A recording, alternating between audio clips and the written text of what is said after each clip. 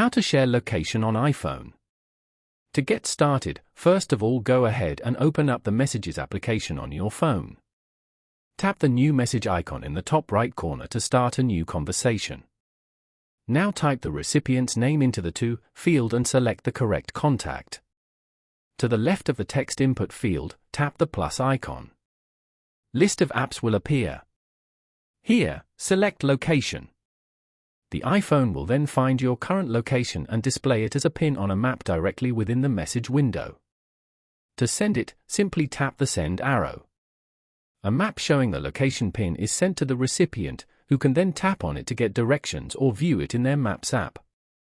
Following these steps, you can easily share your location on an iPhone. Thank you for watching.